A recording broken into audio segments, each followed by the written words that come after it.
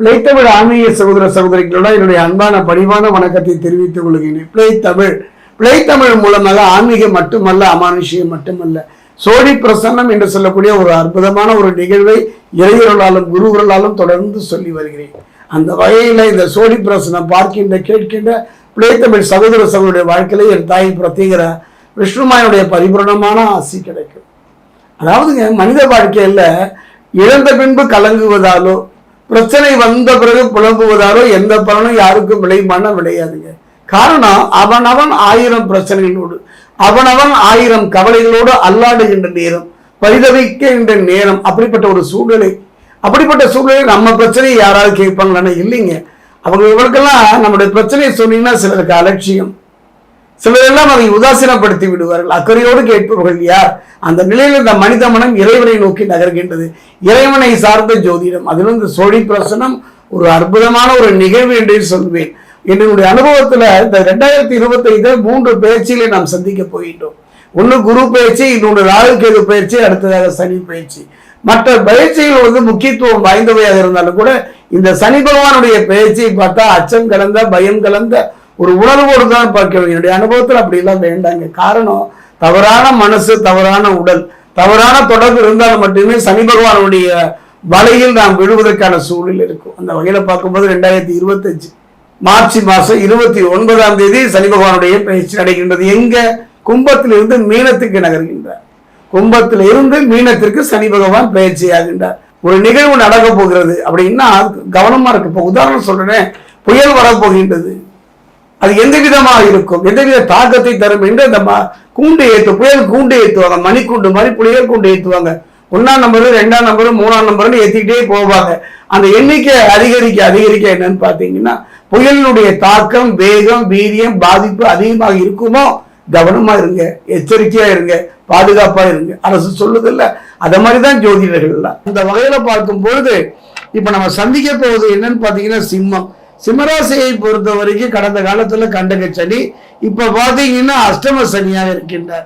பாத்தீங்கன்னா துன்பத்தை ஏற்கனவே பாத்தீங்கன்னா கண்டக சனியில கடுமையான ஒரு போராட்டம், நிறைய ஏமாற்றங்கள், நிறைய துரோகங்களை சந்தித்தோம்.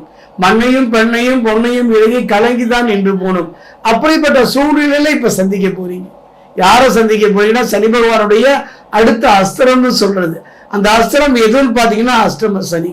கவலையே படாதீங்க. என்னுடைய அனுபவத்துல கண்டக சனியா இருந்தாலும் சரி, அஷ்டம சனியாக இருந்தாலும் இந்த காலகட்டத்துல வெற்றியை நோக்கி நகர்ந்தவர்களையும், நல்ல திருமண யோகத்தை பெற்றவர்களையும், உயர்ந்த உன்னதமான பதவியை அடைந்தவர்களையும், நோய் நீங்கியவர்களும், வாங்கிய கடனை அடைத்தவர்களையும் சந்தித்திருக்கிறேன்.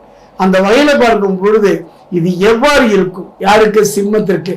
சிம்மத்தை பொறுத்த வரைக்கும் மகம், பூரம், உத்திரம், 1ஆம் பாதம் பார்ப்போம்.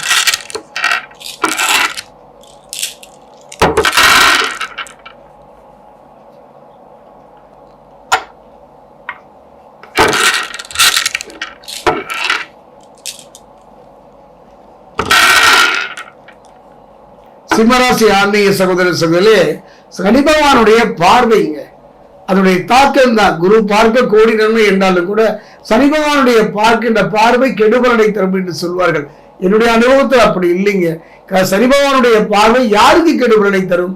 தவறான மனம், தவறான சேர்க்கை, தவறான தொடர்பு, எதை தவறாக நாம் நோக்கி நகர்கிறோமோ அப்போ அவருடைய வலை நம்மை நோக்கி வீசப்படும். அந்த வகையில பார்க்கும் பொழுது 2024 3, 7, 10 அவருடைய பார்வை இருந்தது. 3 மேஷம், 7 சிம்மம், 10 விருச்சிகம். ஆனா இப்ப பாத்தீங்கன்னா 2025 பாத்தீங்கன்னா 3, 7 அதே 10 தான் அவருடைய பார்வை. 3 ரிஷபம், 7 கன்னி, 10 தனுசுவாக அமைகிறது. இப்ப சனி பகவானுடைய பார்வை சிம்மத்துல விழுந்தது. ஆனா அதே நேரத்துல பாத்தீங்கன்னா 2025 அவருடைய பார்வை இல்லை. ஆனாலும் கூட அவர் சனி பகவானை பொறுத்தவரை கண்டக சனியா இருந்தவர் இப்ப அஷ்டம சனியா வர. அதே நேரத்தில் சனி பகவானுடைய நிலையை வச்சு நம்ம பார்க்கக்கூடாது. இந்த 27 நாட்கள் மற்ற கிரகனுடைய இருப்புன்னு பாத்தீங்கன்னா ராசிநாதன் யாருன்னு பாத்தீங்கன்னா ஆத்மகாரகன் என்று சொல்லக்கூடிய சூரியன் புதனோடு இணைந்திருப்பதனால தனவரவு தாராளமா இருக்கும். பொருளாதார நெருக்கடியே இல்லாத ஒரு சூழ்நிலை வரும். யாரிடமும் சென்று கையேந்தாத ஒரு நிலை. அதே நேரம் சனியும் சேர்ந்திருப்பதனால கொஞ்சம் மன அமைதி, கொஞ்சம் மன ரீதியான அமைதி குறைவை சந்திக்க வேண்டிய ஒரு சூழ்நிலை அமையும். கண்டக சனி ஆதிக்க. அதே நேரத்துல 10ல குரு இடமாற்றம் ஆகியவற்றை திருப்தி தருவார். இந்த இப்படிப்பட்ட சூழ்நிலையில கூட அந்த குரு பகவான் பக்தர குரு என்ன பண்ணுவாரு, இடமாற்றத்தை தருவார். குடும்ப ரீதியா சிலரெல்லாம் வெளிநாடு யோகம் கிடைக்கும், சிலரெல்லாம் வெளி மாநிலத்துக்கு போவாங்க, தொழில் ரீதியா மன ரீதியா. அந்த மாற்றத்துல பத்துல இருக்கக்கூடிய குரு இடமாற்றம் தருவார். அந்த இடமாற்றம் கூட எப்படி இருக்கும் பாருங்களேன், ஒரு நிம்மதியை தரக்கூடிய ஒரு இடமாற்றமாகத்தான் குரு பகவான் அமைத்து தருவார். பத்தில் குரு இடமாற்றம் தருவது அற்புதமான ஒரு நேரம். ஒரு நல்ல வேலையில் இருக்கீங்க, அந்த வேலையில நிம்மதி இல்லை, ஒரு முன்னேற்ற பதவி உயர்வெல்லாம் எதிர்பார்த்தீங்களா, அதை குரு பகவான் தரப்போகின்றார். கும்பராசியில பாத்தீங்கன்னா ஆத்மகாரகன் சூரியன் சனி சேர்க்கை, ராசிக்கு அதிபதியான சூரியன் சனியோடு சேர்ந்து சஞ்சரிக்கும் போது மிகுந்த கவனத்தோடு இருக்க வேண்டும். சனியும் சூரியனும் சேர்ந்து சஞ்சரிக்கும் போது மிக மிக கவனமா இருக்கும். அதாவது குறிப்பா சொல்ல போனா அப்பா பிள்ளை இல்ல பூர்வீக சொத்து சம்பந்தமான பிரச்சனைகள், இதெல்லாம் மிக கவனமாக நிதானமாக பொறுமையாக கையாளணும் தான் இந்த சேர்க்கை சொல்கின்றது. அதே நேரத்தில் பாத்தீங்கன்னா ஏதாவது ஒரு தொல்லை, ஏதாவது ஒரு பிரச்சனை, ஏதாவது ஒரு விதத்துல வந்து கொண்டுதான் இருக்கும். கவலைப்பட வேண்டாம், இறுதி வெற்றி என்னவோ அது உங்களுக்குத்தான். ஏதாவது ஒரு தொல்லை பிரச்சனைகள் உருவாகும், கவலையே பட வேண்டாம். செவ்வாய் இப்ப இந்த நேரத்தில் சொல்ல போது முக்கியமாக கவனிக்கணும். அதாவது செவ்வாய் புரிந்து கொள்கின்ற ஒரு காரகத்தில் உள்ளவர் பூமிகாரகன் என்றெல்லாம் சொல்லக்கூடிய செவ்வாய் மாசி மாதம் 9ஆம் தேதி வக்ர நிவர்த்தி ஆகிவிட்டார். இது ஒண்ணுதானே முதல் 6 மாத காலம் உங்க வாழ்க்கையில எதையும் தாக்கின மனோ திடத்தையும் எதையும் எடுத்து போராடுகின்ற மன தூய்மையும் தரக்கூடியன்னா புரிந்து கொள்கின்ற ஒரு காரகத்தனமுடைய செவ்வாய் மாசி மாதம் 9ஆம் தேதிக்கு அப்புறம் வக்ர நிவர்த்தி ஆகிவிட்டால், குறிப்பா சொல்ல போனோம்னா இந்த வக்ர நிவர்த்தி என்ன பண்ணும்னா நல்ல யோக பலன்களை எல்லாம் தரும். கிரகம் செவ்வாய் எடுத்த முயற்சிகள் கைகூடும். நீண்ட நாள் எடுத்தடித்த வம்பு வழக்குகள் இருந்து உங்களுக்கு ஒரு சாதகமான ஒரு சூழ்நிலை அமையும்.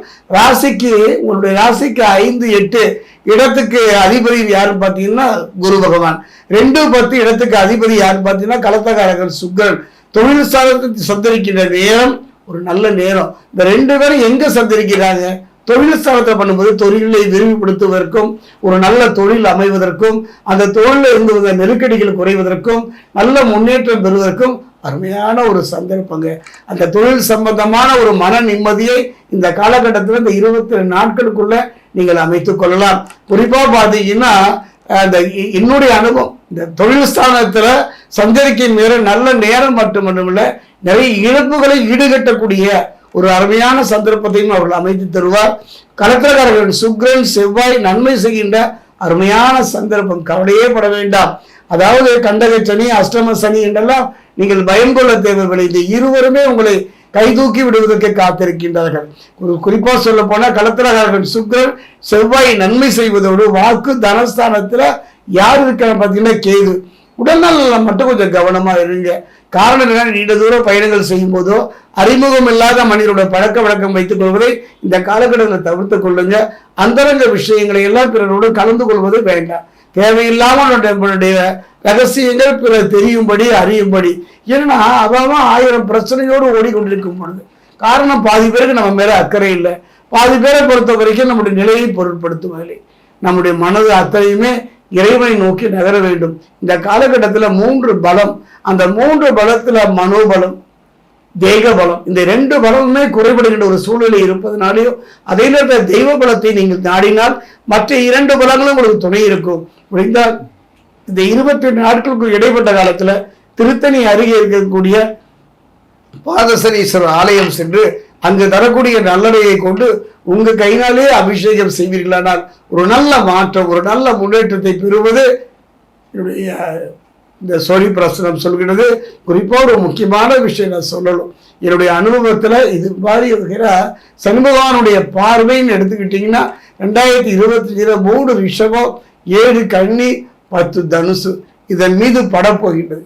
கடந்த காலத்துல மேஷம் சிம்மம் விருச்சிகத்தினுடைய ஒரு பார்வைப்பட்டது. சனி பகவானுடைய பார்வை கடுமையான பார்வை இல்லை.